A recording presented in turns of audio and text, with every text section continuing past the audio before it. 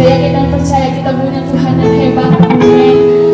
Mari sama-sama kita memuji Tuhan, kita mau bersorak bagi Tuhan, untuk Tuhan yang hebat.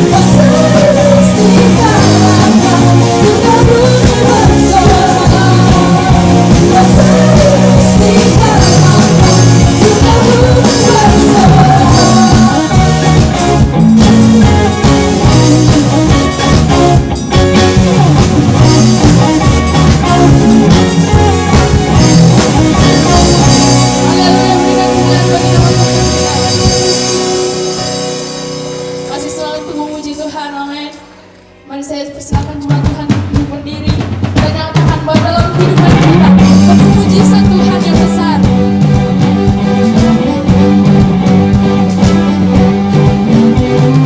Sebelum dunia ini ada, kuasa-Mu telah terbentang sepanjang sejarah manusia.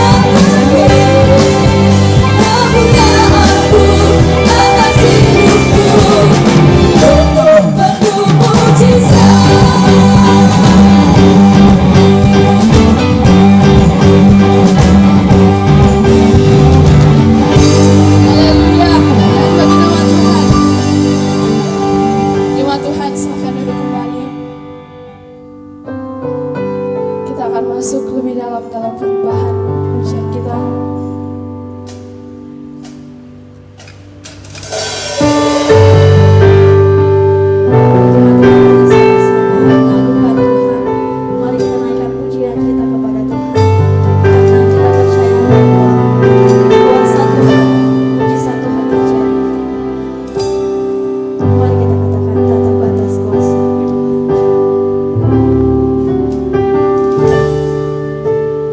Tuhan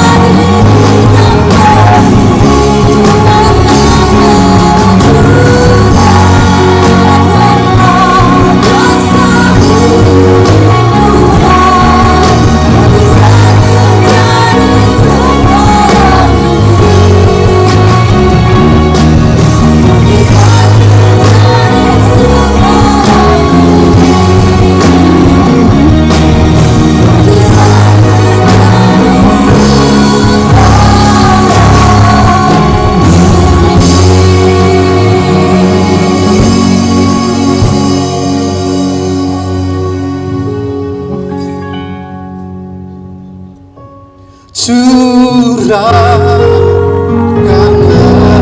kuasa-Mu Tuhan, mujizat terjadi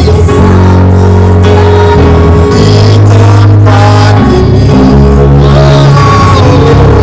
Curahkanlah kuasa-Mu Tuhan, mujizat terjadi sekarang ini. Angkat kedua tanganmu bersama-sama, nyanyikan pujian ini. Curahkanlah kuasa-Mu Tuhan, mujizat terjadi di tempat. Yes, terjadi di tempat ini. Oh, kuasa-Mu Tuhan, mujizat terjadi sekarang. Oh, curahkanlah kuasa-Mu Tuhan, mujizat terjadi di tempat ini, di tempat ini. Amin. Curahkanlah kuasa-Mu Tuhan, mujizat terjadi sekarang. Dengan iman katakan, mujizat terjadi sekarang.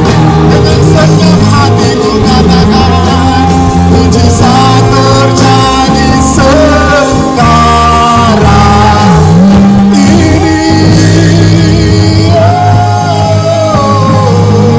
Berikan tepuk tangan yang paling meriah untuk Tuhan. Haleluya. Terima kasih Tuhan, kami bersyukur kepadamu Tuhan Sang Pembuat mujizat itu. Saat ini kami siapkan hati kami untuk dengar firman Tuhan. Urapi setiap kami, sampaikan isi hatimu bagi setiap kami. Dalam nama Yesus Tuhan kami yang hidup, kami telah berdoa. Semua sama-sama dengan saya katakan, amin. Silakan duduk kembali Bapak Ibu Saudara. Boleh kita berikan tepuk tangan kepada tim Praise and Worship yang melayani hari ini. Luar biasa tim multimedia, terima kasih banyak.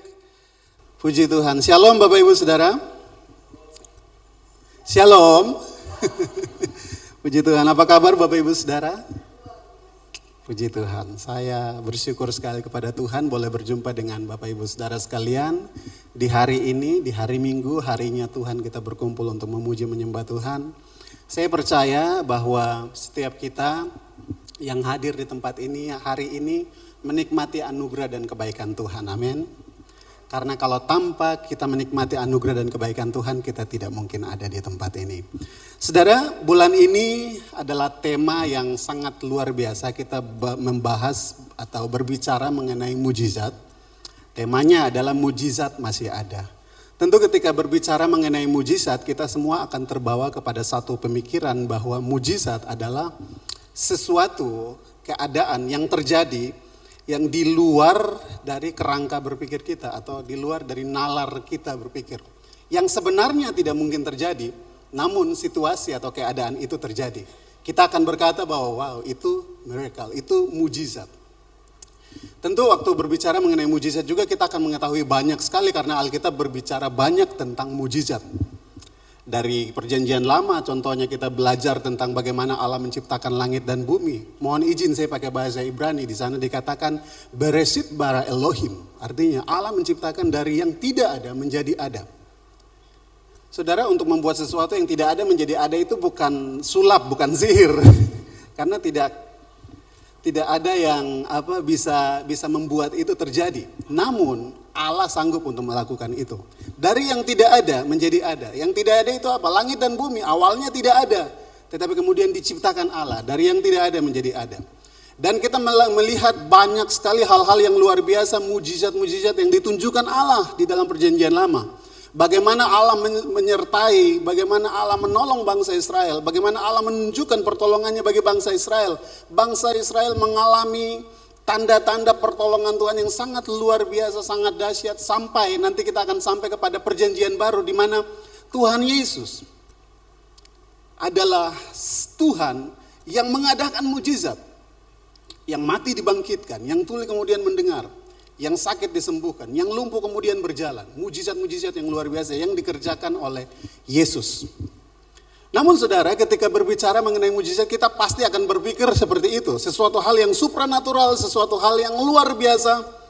Sehingga kita mulai berpikir, tidak sedikit orang Kristen yang berpikir seperti begini. Kalau saya tidak sembuh dari sakit, atau saya belum mengalami hal-hal yang di luar nalar, atau sesuatu yang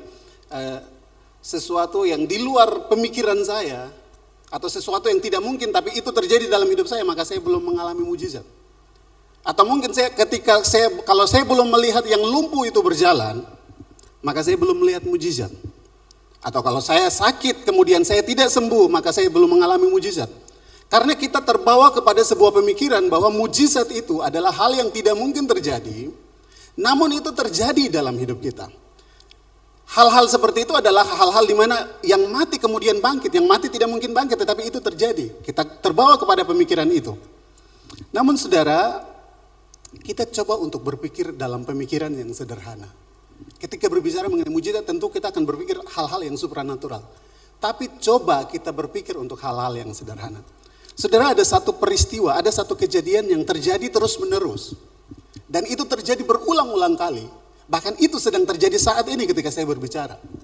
Sesuatu hal yang sangat luar biasa, sesuatu hal yang sebenarnya bukan hasil dari usaha saya, bukan hasil dari pekerjaan saya, tetapi saya alami itu setiap hari. Apa itu Bapak Ibu Saudara? Nafas.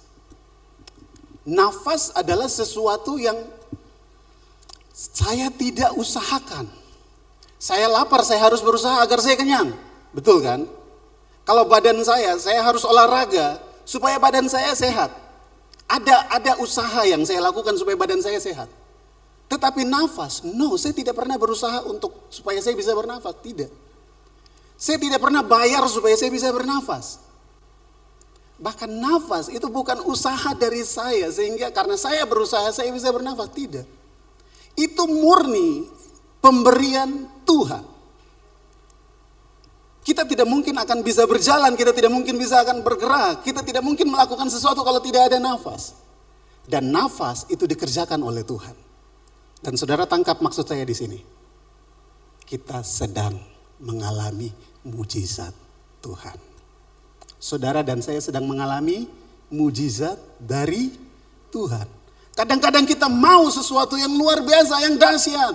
Kadang-kadang kita mau agar yang mati itu dibangkitkan, yang lumpuh itu berjalan, yang tuli mendengar.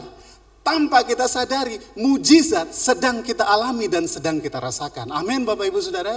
Saudara dan saya sedang mengalami mujizat dari Tuhan. Saudara, tahun 2009 adalah tahun yang paling kelam dalam hidup saya. Di Jayapura, mungkin kalau Bapak Ibu Saudara yang pernah ke Jayapura, tahu salah satu rumah sakit di salah satu daerah namanya Rumah Sakit AB Pura. Cedona pasti tahu rumah sakit itu. Saya sakit malaria. Papua itu terkenal dengan malaria Bapak Ibu. Jadi kalau ke sana harus minum obat malaria. Bapak Ibu Saudara, saya sakit malaria dan sakit itu sakit yang cukup parah. Bukan cukup parah, parah. Karena malaria itu serang otak, jantung dan paru-paru. Ini informasi dari keluarga yang saya terima, yang saya ceritakan. Saya tidak sadar 5 hari 5 malam Bapak Ibu karena sakit itu. Mohon maaf saya harus cerita ini supaya kita melihat bagaimana luar biasanya Tuhan. Lidah saya itu sudah masuk ke dalam tenggorokan saya. Mata saya tinggal mata putih, yang hitamnya sudah tidak ada. Saudara tahu bagaimana dikasih makan? Saya tahun 2009 itu, saya dikasih makan lewat suntik. Jadi makanan dimasukkan ke suntik yang besar, kemudian dimasukkan ke hidung. Kalau ada fotonya mungkin saya bisa tampilkan, tapi tidak ada. Saudara, dan orang yang sakit sama seperti saya, di sebelah saya itu meninggal. Jadi keluarga saya berpikir, waduh, sudah ini kita tunggu dia waktunya kapan nanti dipanggil. Dan dokter pun datang dan berkata kepada keluarga. Keluarga harus berbesar hati untuk terima jika Tuhan tidak mengizinkan dia untuk hidup lagi. Namun kalau Tuhan masih mau dia hidup lagi, maka Tuhan akan selamatkan dia. Dan Tuhan selamatkan saya Bapak Ibu. Tuhan sembuhkan saya. Dokter yang angkat tangan kemudian kagum karena perbuatan Tuhan yang luar biasa. Tuhan selamatkan saya. Itu yang menjadi alasan kenapa saya ada di STT Jeffrey dan melayani sebagai hamba Tuhan. Bapak Ibu Saudara, itu adalah peristiwa yang kemudian menggoreskan hati saya. Itu ketika berbicara mengenai mujizat, saya pasti akan lihat itu, wow, Tuhan luar biasa. Ketika sampai di Jayapura, saya melewati rumah sakit, saya sadar bahwa Tuhan memberikan saya kesempatan untuk hidup lagi gitu, dan saya sangat menghargai kesempatan itu. Saya berpikir bahwa saya mengalami mujizat yang luar biasa. Sampai kepada satu titik saya menyadari satu hal, Bapak Ibu. Ketika saya dalam sebuah Paskah, saya melihat salib Kristus. Waktu saya melihat salib Kristus, saya menyadari bahwa satu peristiwa yang tidak mungkin terjadi dalam hidup saya, itu kemudian terjadi. Peristiwa itu apa? Peristiwa di mana saya yang tidak benar, saya yang tidak layak, saya yang tidak kudus, saya yang sebenarnya digantungkan di atas kayu salib. Saya yang sebenarnya dihukum. Kenapa? Karena standar Allah yang sempurna, standar Allah yang kudus, standar Allah yang tidak mungkin dicapai oleh manusia. Yang tidak mungkin saudara dan saya datang dan menghadap Tuhan. Itu kemudian terjadi, itu kemudian mungkin terjadi. Karena di atas salib itu ada Yesus yang mengorbankan dirinya untuk saudara dan saya. Yang tidak mungkin menjadi mungkin karena Yesus mengorbankan dirinya bagi saudara dan saya. Saudara mengalami mujizat yang tidak mungkin menghadap Tuhan. Kemudian menjadi mungkin karena Kristus. Saudara sedang berjalan di dalam mujizat. Amin. Saudara sedang berjalan di dalam mujizat. Itu sebabnya saudara, mujizat, saya mau tekankan ini. Ketika berbicara mengenai mujizat. Mujizat itu tidak lebih besar. Ya, mujizat tidak lebih besar dari sang pembuat mujizat. Itu sebabnya kekaguman kita harusnya kepada sang pembuat mujizat. Dan bukan kepada mujizat. Mengapa? Karena ketika Tuhan mengizinkan mujizat itu terjadi, agar sang pembuat mujizatnya itu dimuliakan, sang pembuat mujizatnya itu diceritakan, sang pembuat mujizatnya itu diagung-agungkan, sang pembuat mujizat itu dieluk-elukan. Itu tujuan dari mujizat itu terjadi. Itu sebabnya Bapak Ibu Saudara, hari ini saya mau bawa kita untuk melihat betapa luar biasanya sang pembuat mujizat, yaitu Tuhan Yesus Kristus. Mari saudara, kita akan melihat bersama-sama di dalam Lukas 5 ayatnya yang ke-13. Setelah itu kita akan lihat lagi dari teks yang lain. Lukas 5 ayatnya yang ke-13. Wow. Oke. Lalu Yesus mengulurkan tangannya menjamah orang itu dan berkata, "Aku mau, jadilah engkau tahir." Seketika itu juga apa saudara? Lenyaplah penyakit kustanya. Saudara, konteks ini berbicara tentang seorang kusta. Saya mau cerita dulu. Jadi kusta itu pada masa itu adalah penyakit yang membahayakan, dan orang-orang yang mengalami kusta pada saat itu dianggap najis. Jadi orang-orang pada saat itu tidak bergaul dengan orang kusta. Jadi kalau lihat orang kusta lewat, sembunyi sudah tuh. Jadi orang kusta pada saat itu didiskriminasi, diasingkan, dipisahkan dari orang-orang yang hidup layak, hidup sehat pada saat itu. Jadi saudara, kalau kita berbicara tentang ini dan kita coba untuk memahami apa yang dirasakan oleh orang kusta ini, kita akan memahami satu hal, bahwa orang kusta ini mengalami penolakan yang sangat luar biasa. Dia mengalami situasi yang di mana-mana orang tidak mau bergaul dengan dia. Orang tidak mau berjabat tangan dengan dia. Orang tidak mau bersosialisasi dengan dia, ya, karena diasingkan. Mendapatkan penolakan, diskriminasi. Lalu kemudian satu ketika ada satu peristiwa yang terjadi yang sangat luar biasa, di mana ada satu pribadi yang luar biasa, yaitu Yesus. Yang melewati sebuah kota, dan kemudian orang kusta ini melihat Yesus.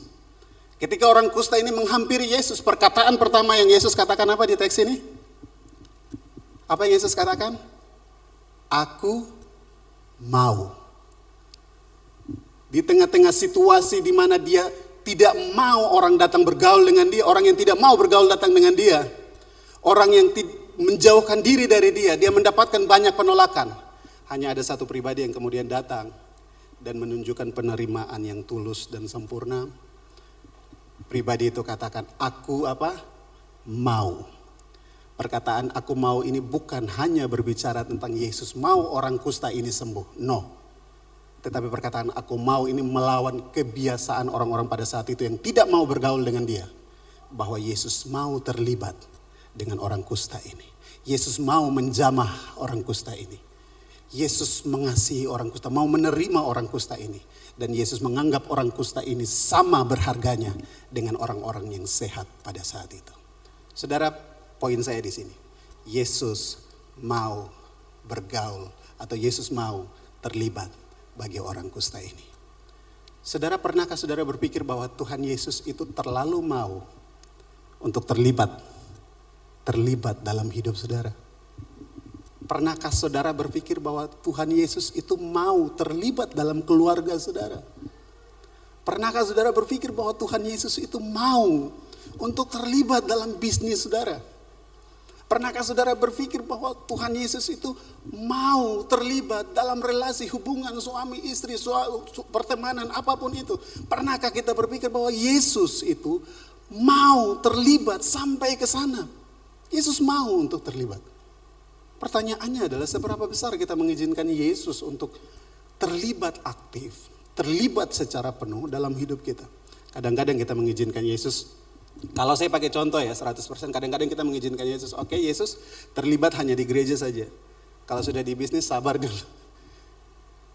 Oke, Yesus terlibat hanya di kebaktian-kebaktian saja. Tetapi kalau sudah masuk di dalam usaha saya atau pekerjaan saya atau tugas saya sebagai mahasiswa, Yesus sabar dulu ya. Ini mau SKS, sistem kebut semalam. Yesus sabar dulu. Ini besok mau kumpul tugasnya nih, tidak apa-apa, nyontek saja dulu ya, Yesus sabar dulu.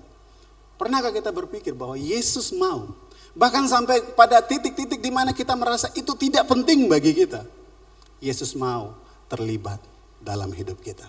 Sampai ke sana Yesus mau untuk terlibat. Saudara, mungkin kita berpikir oke, orang kusta itu disembuhkan dan kita berpikir bahwa oke, orang kusta kan memang lagi sakit. Kalau saya kan tidak sakit gitu. Jadi saya tidak terlalu memerlukan pertolongan dari Yesus karena saya ada dalam keadaan-keadaan yang baik. Saudara, dengar ini baik-baik bahwa sampai kepada kita sedang senang dan bahagia pun Yesus mau terlibat dalam kebahagiaan dan kesukaan kita. Sebaliknya ketika kita ada dalam titik yang paling rendah dalam hidup kita pun, kita ditolak, kita dicerita, bahkan kita sampai ada pada titik di mana kita sudah tidak bisa apa-apa. Dengar ini baik-baik bahwa ada satu pribadi yang mau terlibat dalam kehidupan kita. Saudara, mari kita lihat teks yang barusan saja kita baca. Kita mulai dari ayatnya yang ke-12. Boleh ditampilkan? Oke. Pada suatu kali Yesus berada dalam sebuah kota. Nah, di situ ada seorang yang penuh kusta, ini yang tadi dikatakan. Ketika ia melihat Yesus, tersungkur ia dan memohon, Tuhan, jika Tuhan mau, Tuhan dapat mentahirkan aku. Saudara, perhatikan ini. Saya percaya bahwa Alkitab memberikan struktur penulisan kata itu adalah struktur yang sangat jelas untuk memberikan kepada kita informasi yang baik bagaimana kita menjalani kehidupan. Coba perhatikan apa yang dilakukan oleh orang kusta ini. Ketika orang kusta ini yang penuh dengan kusta ini berada di kota dan dia melihat Yesus, yang pertama dia lakukan adalah dia tersungkur dan dia memohon. Saudara, perhatikan tandai kata melihat. Di tengah-tengah keadaannya yang penuh kusta, yang dia lakukan adalah melihat Yesus. Ketika melihat Yesus dia tersungkur. Pertanyaannya bagi kita adalah sederhana saja. Ketika ada masalah yang kita lihat apa? Masalah atau Yesus? Kadang-kadang kita merasa pergumulan terlalu berat karena mata kita lebih melihat masalah dibandingkan Yesus. Kadang-kadang kita merasa kegagalan kita itu lebih dahsyat dan luar biasa karena mata kita melihat kegagalan dan bukan melihat Yesus. Ketika kita ada dalam masalah, lihat Yesus. Lihat Yesus itu berbicara tentang siapa Yesus dalam hidup kita. Siapa Yesus yang dikatakan di dalam Alkitab. Seberapa hebat dia, seberapa jago dia, seberapa mampu dia, seberapa berkuasanya dia.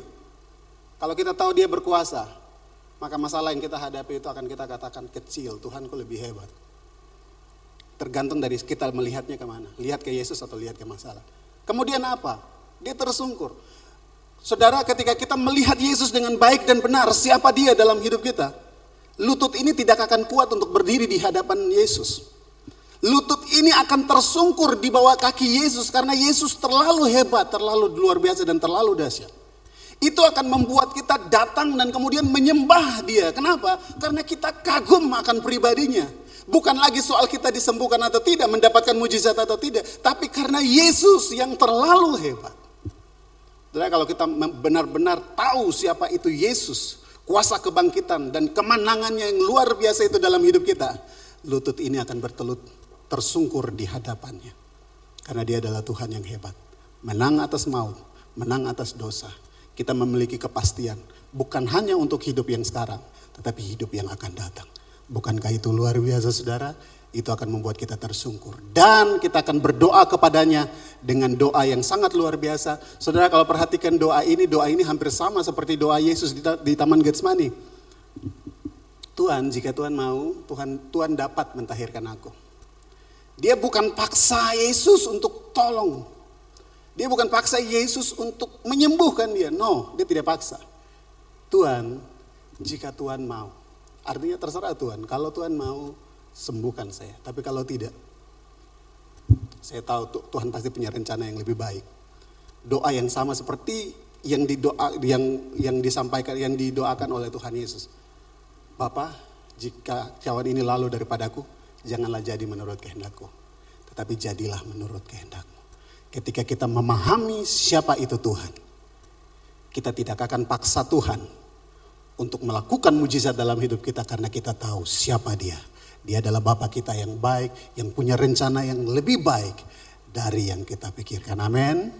Dia bekerja lebih daripada yang kita ketahui. Dia menjawab doa lebih daripada yang kita doakan. Dan itu akan terjadi ketika kaki kita tersungkur di hadapan Yesus. Dan kita berkata kepada Yesus, saya akan berusaha. Tapi apapun yang terjadi, I surrender all. Saya berserah.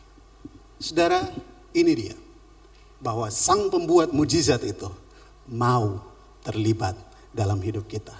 Dia mau terlibat dalam kegagalan kita. Dia mau terlibat dalam penolakan yang kita alami.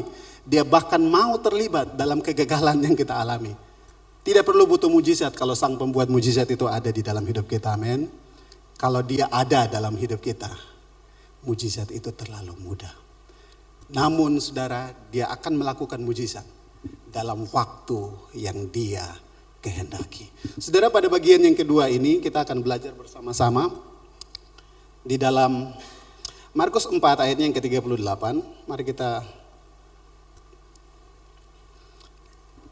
lihat bagian ini, oke.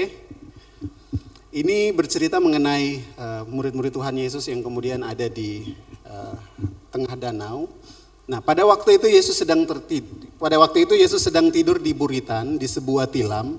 Maka murid-muridnya membangunkan dia dan berkata kepadanya, "Guru, engkau tidak peduli kalau kita binasa?" Saudara, saya percaya bahwa kita semua tahu cerita ini. Kita semua tahu cerita ini. Cerita ini menceritakan tentang murid-murid Tuhan Yesus yang kemudian ada di tengah danau Galilea yang akhirnya menghadapi sebuah peristiwa yang sangat luar biasa karena mereka mau menyeberang karena banyak orang yang kemudian mengikuti mereka, lalu kemudian mereka mau menyeberang dari danau Galilea ke seberang danau. Nah, di tengah-tengah perjalanan mereka itu mereka menghadapi peristiwa ini. Saudara, lihat peristiwa ini. Peristiwa ini sepertinya agak menggelitik saya. Kenapa? Karena di dalam perahu ini ada Simon, saudaranya Yakobus yang hari-harinya itu ada di situ gitu. Maksudnya kalau saya boleh katakan mereka itu sebenarnya ahli dalam apa? Dalam perahu. Karena mereka besar di situ, nelayan, mereka paling ahli lah. Danau di situ mereka sudah kuasai. Kapan angin itu akan badai besar, jam-jamnya seperti apa mereka paham, mereka tahu. Tetapi kemudian peristiwa yang terjadi ini adalah sebuah peristiwa yang sangat mengagetkan mereka karena peristiwa yang terjadi itu peristiwa yang tidak biasanya terjadi. Sampai membuat sang ahli Simon dan saudara-saudaranya yang sudah ada sebagai nelayan itu kemudian takut karena peristiwa yang luar biasa ini terjadi. Lalu kemudian saudara, kita tahu ending cerita ini bahwa Yesus kemudian bangun dari tidurnya dan kemudian meredakan danau. Saudara, saya mau bawa saudara untuk melihat bagian ini dari awal. Saya mau tarik saudara untuk ke belakang sedikit dari teks firman Tuhan ini. Coba kita lihat di ayatnya yang ke-35. Di sana dikatakan, Pada hari itu, waktu hari sudah petang, Yesus berkata kepada mereka, ini perhatikan baik-baik. Marilah apa? Kita bertolak ke seberang. Jadi, saudara, alasan kenapa murid-murid dan Tuhan Yesus itu ada di tengah danau, alasannya karena Yesus loh yang tadi ajak mereka. Perhatikan ini. Saudara, kalau misalnya Pak Gembala ajak kita, oke, Yusi pergi mission trip misalnya ya, ke Kupang. Pertanyaan saya adalah, apakah Bapak Gembala bertanggung jawab untuk perjalanan kita? Apakah bertanggung jawab tentang tempat tinggal kita, nanti kita tinggal di sana di mana? Apakah akan bertanggung jawab kita makan apa di sana? Apakah akan bertanggung jawab nanti kita akan pergi ke daerah-daerah yang mana? Apakah akan bertanggung jawab? Pasti dong. Mengapa? Mengapa akan bertanggung jawab? Karena Bapak Gembala yang ajak. Dan hukumnya selalu seperti itu. Yang mengajak yang bertanggung jawab. Gitu kan. Pasti. Beda halnya. Misalnya ya. Kalau misalnya saya yang mau pergi ke Kupang. Lalu saya tanya. Bapak, saya mau ke Kupang. Tapi kira-kira kalau di sana menginap di mana yang bagus gitu. Nah, ini kan beda halnya. Nanti dikasih referensi. Ini ada tempat yang bagus, tempat yang bagus. Tapi yang paling terakhir kayaknya lebih bagus. Tinggal saja di keluarga di sana. Gitu. Jadi itu beda. Mengapa beda? Karena saya yang punya inisiatif untuk pergi. Saya tidak diajak. Beda halnya misalnya kalau Bapak Gembala yang ajak, berarti Bapak Gembala yang bertanggung jawab. Makan, minum, tempat tinggal dan lain sebagainya. Saudara, kisah ini terjadi di ayatnya yang ke-38 tadi. Karena Yesus yang mengajak murid-murid itu. Yesus yang mengajak murid-muridnya. Lalu kemudian ketika Yesus mengajak murid-murid, terjadilah sebuah peristiwa itu di tengah danau. Pertanyaannya adalah apakah Yesus tahu peristiwa itu akan terjadi? Tentu sebagai Tuhan Yesus tahu. Yesus sangat tahu bahwa peristiwa itu akan terjadi. Namun yang ingin saya sampaikan ini adalah Yesus memegang kendali atas alam semesta. Bahkan semua pergerakan alam semesta ini akan tunduk di bawah perkataan Yesus. Ketika Yesus bersabda, semuanya akan tenang. Semuanya pasti akan tenang. Saudara, Sang Pembuat mujizat, Yesus kita, adalah Tuhan yang memegang kendali atas alam semesta. Atas alam semesta. Dan Yesus yang memegang kendali atas alam semesta ini bertanggung jawab atas hidup saudara dan saya. Amin. Yesus bertanggung jawab atas kehidupan saudara dan saya. Kata lain dari bertanggung jawab adalah tidak membiarkan kita sendirian. Tidak meninggalkan kita sendiri. Adalah peduli dengan kita. Itu kata lain dari bertanggung jawab. Saudara, ketika kita mengalami situasi-situasi yang sukar, situasi-situasi yang berat, atau mungkin kita sedang bergumul dan seolah-olah pergumulan kita itu belum ada jawabannya. Dengar ini baik-baik, bahwa Yesus bertanggung jawab dalam hidup kita. Kalau Yesus bertanggung jawab, maka Dia akan menyediakan segala sesuatu yang kita butuhkan. Namun di sini kadang-kadang kita tidak sinkron, kadang-kadang kita tidak connect dengan Tuhan. Kadang-kadang yang kita perlukan ini, tetapi yang Tuhan berikan itu justru yang lain. Lalu kemudian kita datang dan protes sama Tuhan. Tuhan, kenapa Engkau memberikan saya seperti ini? Karena konsep berpikir kita adalah hari ini. Tetapi Yesus tidak seperti demikian. Karena bagi Yesus hari esok dan hari kemarin adalah hari ini. Dia tidak mengalami hari esok dan hari kemarin. Dia sebagai Tuhan tidak mengalami hari esok dan hari kemarin. Mengapa? Karena hari esok dan hari kemarin adalah hari ini buat dia. Dia tahu seperti apa kita. Dia tahu jalan-jalan dalam hidup kita. Dan ketika Dia memberikan sesuatu kepada kita, Dia memberikan apa yang benar-benar kita butuhkan. Mungkin bukan saat ini, tetapi nanti kita akan butuh itu. Dan kita akan berkata, Tuhan, terima kasih karena Engkau memberikan kepadaku yang aku butuhkan. Saudara, ketika kita belajar tentang mujizat, kita menyadari satu hal ini. Bahwa Sang Pembuat mujizat itu, yaitu Yesus, bertanggung jawab dalam hidup kita. Kita mengerti hal ini kalau Yesus bertanggung jawab dalam hidup kita, maka kita akan memahami bahwa perjalanan hidup kita akan aman, akan baik-baik saja, karena yang bertanggung jawab dalam hidup kita adalah Yesus sang pembuat mujizat itu. Itu sebabnya saudara saya mau katakan ini. Ketika kita menghadapi atau kita melewati berbagai macam hal, ingatlah bahwa Yesus sang pembuat mujizat itu tidak akan pernah membiarkan kita. Mungkin kita sedang bergumul dengan kehidupan kita, bergumul dengan latar belakang kita, atau bergumul dengan masa depan kita, bergumul dengan studi kita. Dan sepertinya saya berdoa tapi saya tidak mendapatkan jawaban doa. Yesus bertanggung jawab dalam kehidupan kita. Kadang-kadang kita tidak mengerti, tetapi nanti kita akan mengerti, nanti kita akan paham bahwa apa yang dikerjakan dan dilakukan oleh Yesus itu yang terbaik dalam hidup kita. Saudara, saya percaya bahwa ketika kita memiliki hubungan yang intim dengan Tuhan, kita akan menemukan hal-hal yang luar biasa. Saudara, saya ingin membahas sedikit lagi, dan ini adalah bagian yang terakhir untuk kita semua. Saudara, dari teks yang kita baca tadi, di sana dikatakan begini, ketika mereka ada, semua badai di tengah danau itu kemudian menjadi reda. Yang menjadi masalah, yang menjadi sorotan yang dilakukan oleh Yesus, yang dikatakan oleh Yesus adalah, mengapa kamu takut? Mengapa kamu kurang percaya? Saudara perhatikan ini, murid-murid takut dan kemudian mereka kurang percaya kepada Yesus. Mereka tidak percaya sama Yesus karena situasi ini, situasi yang terjadi di luar kendali mereka. Ini kemudian membuat mereka takut dan kurang percaya. Saudara, poin saya di sini bahwa kepercayaan kepada Tuhan itu menjadi sesuatu yang penting bagi Tuhan. Saya ulangi ini, kepercayaan kepada Tuhan menjadi sesuatu yang penting bagi Tuhan. Ketika kita belajar dari perjanjian lama, kita akan memahami, mengetahui bahwa Allah selalu mau dirinya dipercaya. Bahkan kepada umat Israel, Allah selalu mau agar dirinya dipercaya, Sampai kepada perjanjian baru pun juga seperti demikian. Yesus berulang-ulang kali mengatakan ini, imanmu atau kepercayaanmu itu telah menyelamatkan engkau. Sampai pada poin ini, kenapa kamu kurang percaya? Padahal kamu bersama-sama dengan aku. Orang yang mengajak kamu untuk ada di tengah-tengah danau ini. Saudara perhatikan ini. Tuhan mau agar kita percaya kepada Tuhan. Tuhan mau agar kita percaya kepada Dia.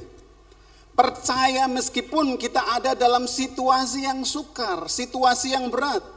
Percaya kepada Dia meskipun doa-doa kita belum dijawab.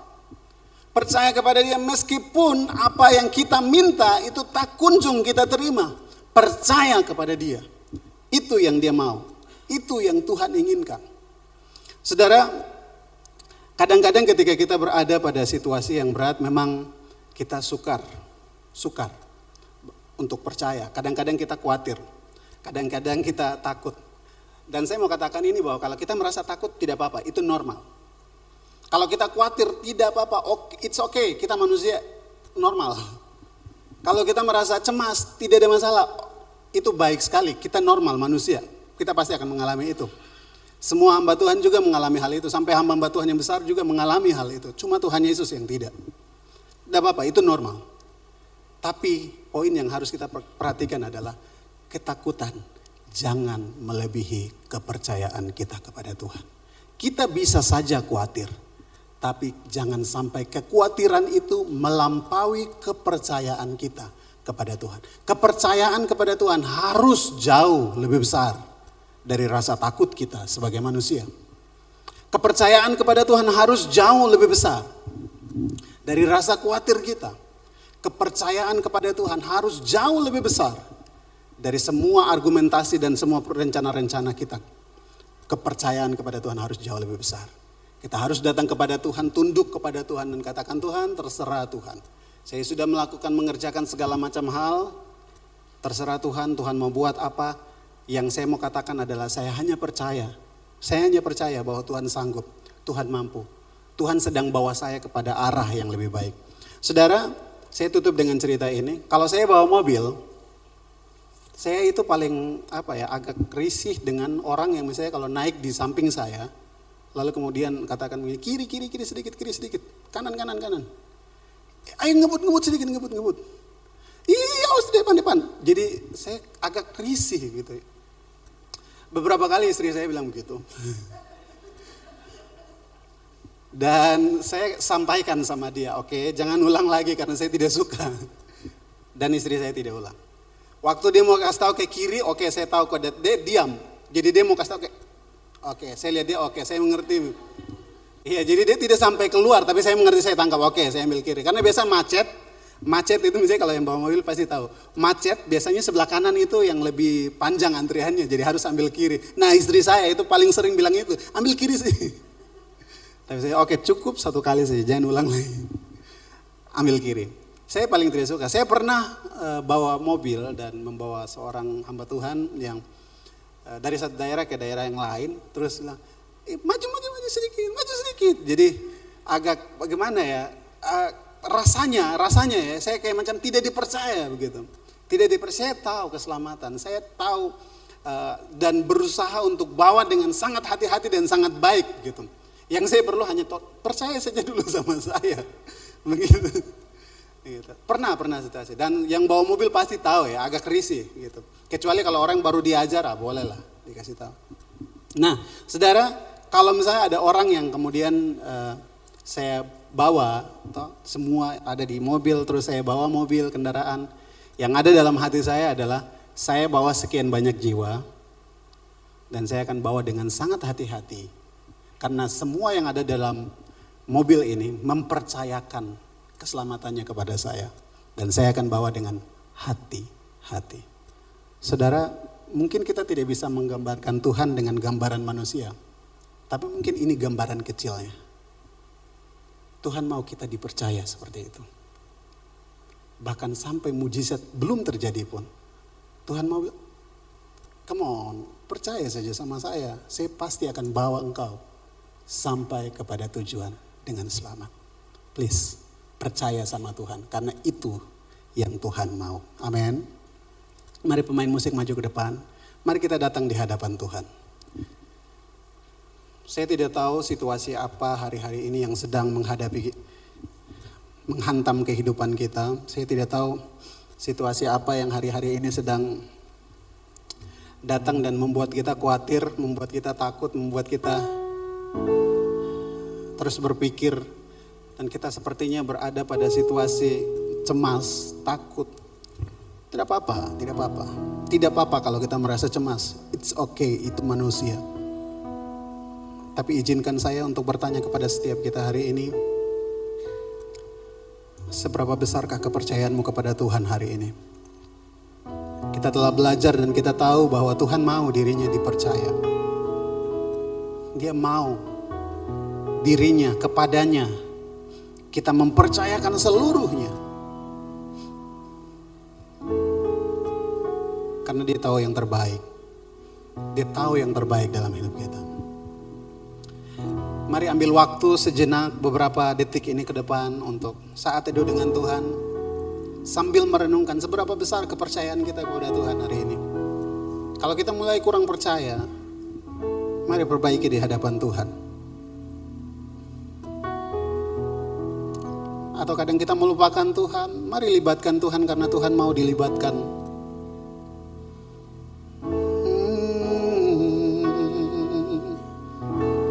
Dia Tuhan yang mau dilibatkan dalam hidupmu. Dia berjanji, Dia takkan membiarkanku, Dia takkan membiarkanmu berjalan sendiri. Tak peduli apapun yang engkau hadapi, Dia Tuhan yang mau dilibatkan. Oh, mari sejenak angkat penyembahanmu kepada Tuhan. Karena ketika kita mengetahui Dia, siapa Dia dalam hidup kita, kita akan tersungkur di hadapannya karena Dia terlalu hebat.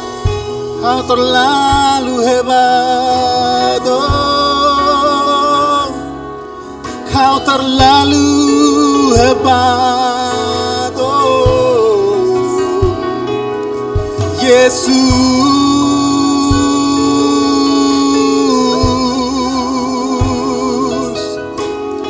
Haleluya, haleluya.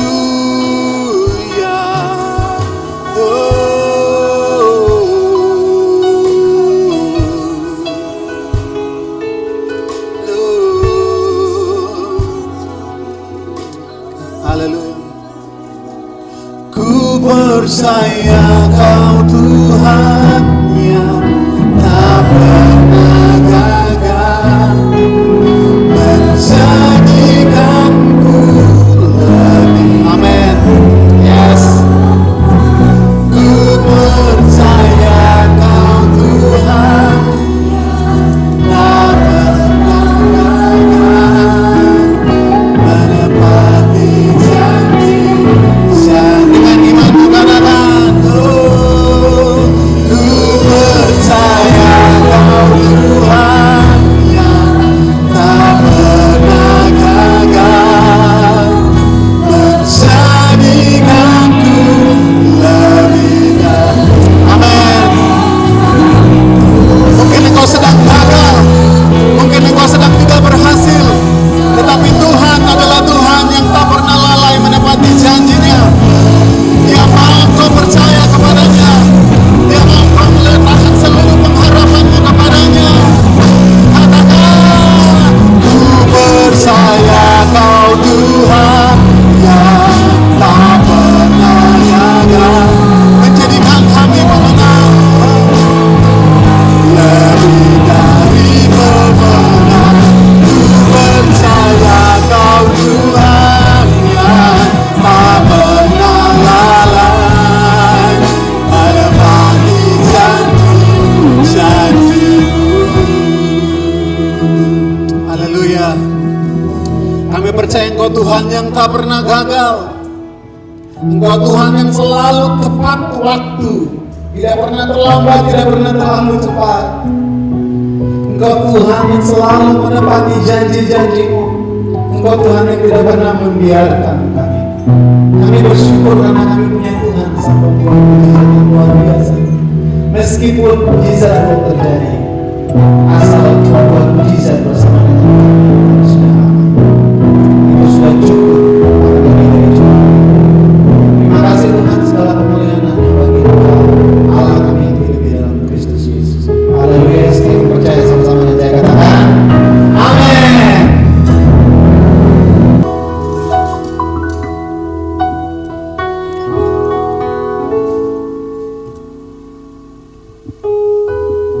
Berapa banyak yang diberkati dengan firman Tuhan hari ini bisa lambaikan tangan. Tuhan kita Tuhan yang sangat baik. Dia selalu membuat mujizat dalam hidup kita. Saat ini kita akan memberi yang terbaik bagi Tuhan. Mungkin ada di antara jemaat Tuhan yang ingin memberikan perpuluhan, bisa ambil amplop di belakang. Kita berikan yang terbaik untuk Tuhan. Sebelum kita memberi, saya akan membaca satu kebenaran firman Tuhan di dalam 2 Korintus 9 ayat 8. Dan Allah sanggup melimpahkan segala kasih karunia kepada kamu, supaya kamu senantiasa berkecukupan di dalam segala sesuatu, dan malah berkelebihan di dalam pelbagai kebajikan. Kita berdoa. Kami sungguh mengucap syukur, kami punya Tuhan yang luar biasa. Kami punya Tuhan yang ajaib. Kami punya Tuhan yang tidak pernah meninggalkan kami. Engkau selalu ada di saat kami tidak mampu berbuat apa-apa. Engkau selalu ada Tuhan. Kami sangat bangga memiliki Allah seperti Engkau. Engkau Tuhan yang selalu membuat mujizat di dalam kehidupan kami. Kami bersyukur untuk kebenaran firman-Mu yang hari ini menguatkan dan meneguhkan kami. Berkati hamba-Mu Pak Ciko yang sudah menyampaikan firman Tuhan. Engkau pakai lebih hebat lagi untuk kemuliaan nama-Mu. Kami serahkan semua jemaat Yusi ke dalam tangan-Mu. Tuhan, kalau ada di antara kami yang sakit, kalau ada di antara kami yang sedang bergumul dengan kehidupan kami, hari ini di dalam nama Yesus, Tuhan tolong kami, bawa kami keluar sebagai pemenang ya Tuhan.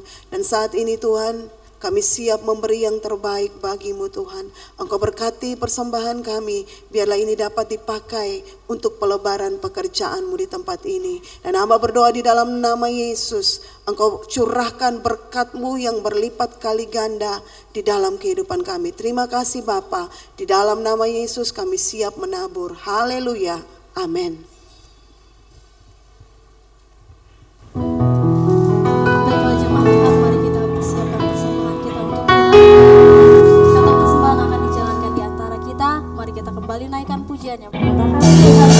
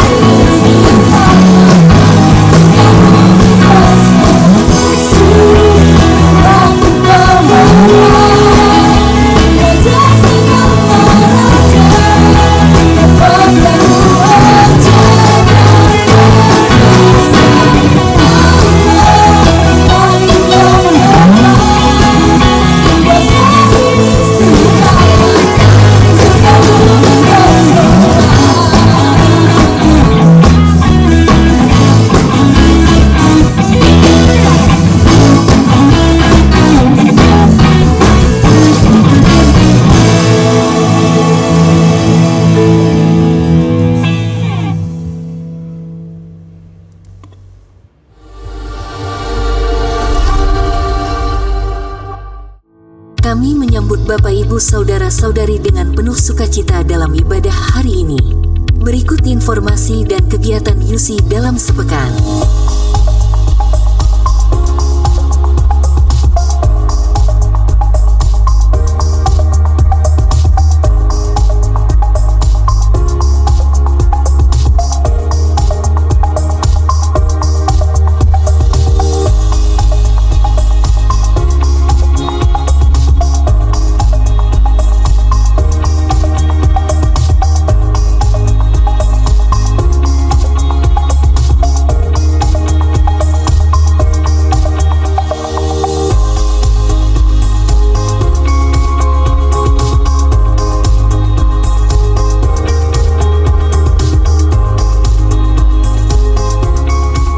Mazmur 34 ayat 16 berkata, "Mata Tuhan tertuju kepada orang-orang benar, dan telinganya kepada teriak mereka minta tolong."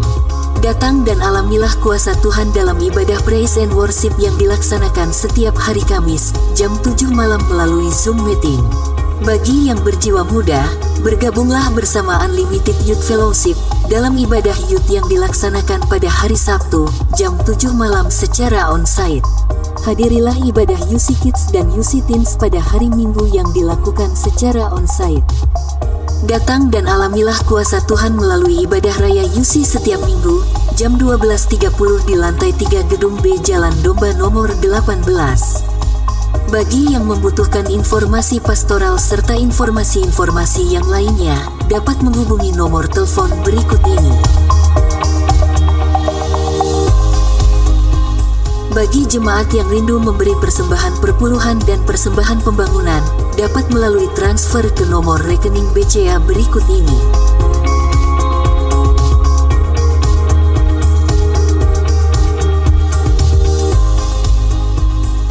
Bagi jemaat yang baru pertama kali hadir, kami menyambut Anda dengan penuh sukacita.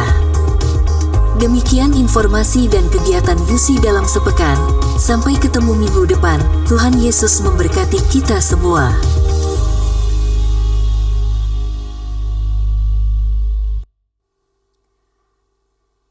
Sebelum kita akan mengakhiri ibadah kita, saya persilakan kepada Saudara Nando untuk menyampaikan pengumuman.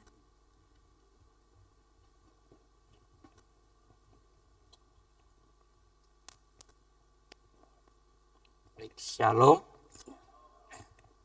Ya, saya perwakilan dari teman-teman pemuda. Saya sebagai Ketua Panitia Ibadah Paskah. Tepatnya kemarin malam, tanggal 15 April 2023, itu merupakan ibadah gabungan Pemuda 1 Sulsel Barat, Sulsel Bar, ya Barat kan? Ya, sekaligus ibadah Paskah dengan tema Be Different. Different. Itu adalah menjadi berbeda. Nah, pelaksanaan ini puji Tuhan sudah berjalan dengan baik. Ya, kami sudah beribadah tadi malam. Ya, kami dari pemuda mengucapkan terima kasih kepada Bapak Ibu jemaat yang sudah membantu kami dalam doa, dalam juga tenaga dan juga proposal dalam dana. Jadi kami mengucapkan terima kasih. Kami juga mengucapkan terima kasih untuk yang sudah membeli basar kami. Itu ada basar tahu, ada juga baju, ada juga cuci sepatu kemarin. Kami juga berterima kasih untuk para hamba-hamba Tuhan, Bapak Gembala, Mama Gembala yang melayani kami dalam khotbah tadi malam. Ya, kami juga berterima kasih Ma Oya, rumah Ma Oya jadi base camp kami untuk basar dan juga segala macamnya. Kami juga terima kasih untuk Bapak Gembala yang menyediakan untuk kami bisa latihan di rumah. Kami juga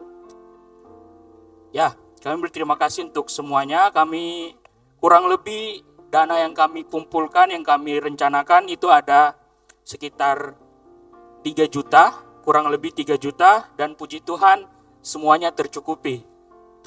Jadi kami bisa membeli baju, bisa ada dana untuk transportasi ke Tanjung. Kami juga di Geladi Bersih kemarin kami ada konsumsi, dan juga kemarin malam ada konsumsi air minum. Ya, jadi kami berterima kasih untuk semua. Kami berterima kasih untuk para Bapak Ibu yang sudah membantu kami melewati doa, tenaga dan juga dana yang diberikan kepada kami. Ya, di akhir ini izinkan saya berpantun. Nanti bilang cakep ya. Ya, nonton Sri Asi, minumnya teh Malati. Terima kasih, Tuhan Yesus memberkati.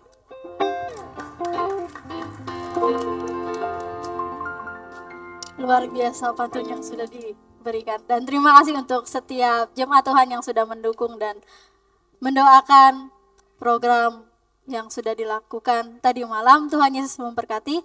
Bapak Ibu, saudara-saudari, saya persilakan untuk berdiri. Kita bersyukur karena pertolongan Tuhan yang luar biasa telah menyertai persekutuan kita pada siang hari ini, sehingga kita boleh tiba di penghujung. Saudara-saudari, saya persilakan untuk berdiri. Kita bersyukur karena pertolongan Tuhan yang luar biasa. Kita percaya bahwa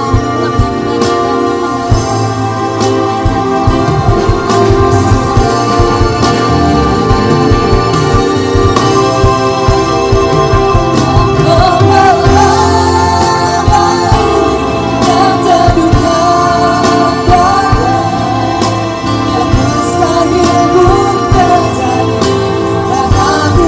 ibadah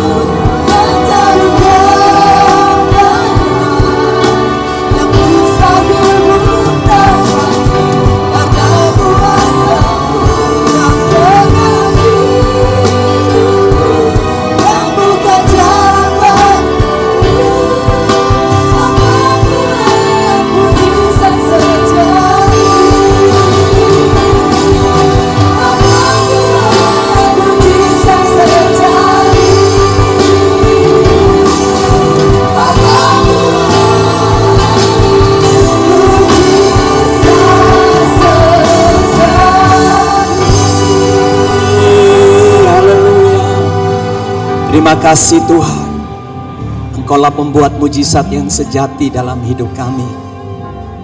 Kami bersyukur punya Tuhan yang mau untuk menolong setiap umat-Mu. Dan Engkau tidak pernah Tuhan tidak menolong kami. Dari hati-Mu mengalir pertolongan, dari hati-Mu mengalir mujizat dalam hidup kami. Kami sungguh bersyukur. Apapun yang jadi tantangan, apapun jadi pergumulan kehidupan kami, Tuhan selalu setia untuk menolong kami. Terima kasih Tuhan, karena Engkau boleh menyertai kami dari awal ibadah sampai pada akhirnya. Engkau telah melawat kami, menguatkan dan meneguhkan kami dengan firman-Mu. Dan kami bersyukur Tuhan, firman-Mu akan menjadi rema di dalam kehidupan kami. Roh Kudus tolong kami untuk senantiasa percaya tanpa rasa takut, rasa bimbang. Apapun persoalan dan pergumulan kami mau tetap percaya kepada Tuhan. Kami mau berharap kepada Tuhan. Sebab firman-Mu berkata bahwa harapan orang-orang yang mengasihi Engkau tidak pernah mengecewakan. Terima kasih banyak Bapa. Setiap kami yang telah terlibat melayani pada pagi hari ini, Tuhan berkati kami. Berikan sukacita untuk kami terus melayani Engkau. Dan umat-Mu yang sudah hadir pun, Engkau akan memberkati kami. Terima kasih banyak Tuhan. Kami akan pulang ke tempat kami, ke rumah kami masing-masing. Kami akan menjalani hidup kami sepanjang hari ini, bahkan sepanjang minggu yang ada di depan kami. Kami tahu bahwa Tuhan kami Immanuel, Engkau menyertai kami. Kami tidak berjalan sendiri, tapi Engkau mendampingi kami. Dan Engkau meneguhkan setiap perjalanan hidup kami. Dan Engkau akan memberikan kami kemenangan. Umat Tuhan yang kekasih, mari arahkanlah hatimu kepada Tuhan. Percaya janjinya dan terima berkat daripadanya. Kiranya berkat daripada Allah Bapa, kasih yang sejati, kasih yang kekal dari Kristus Yesus Tuhan kita, dan biarlah pertolongan dari Tuhan Roh Kudus, berkat Allah Tritunggal, turun memberkati engkau, keluargamu, pekerjaan usaha bisnismu, memberkati studimu, pelayananmu, kesehatanmu, keuanganmu. Dan Tuhan akan memberkati kesaksian hidupmu mulai hari ini sampai Kristus Yesus datang pada kali yang kedua. Di dalam nama Tuhan Yesus, setiap kita yang terima berkat-Nya, mari dengan iman katakan amin. Bapakku percaya, Bapakku percaya, turut bekerja dalam segala hal, mendatangkan kebaikan bagiku. Mari tepuk tangan yang terbaik buat Tuhan kita. Haleluya. Jemaat silakan duduk kembali, masuk dalam saat teduh. Tuhan memberkati.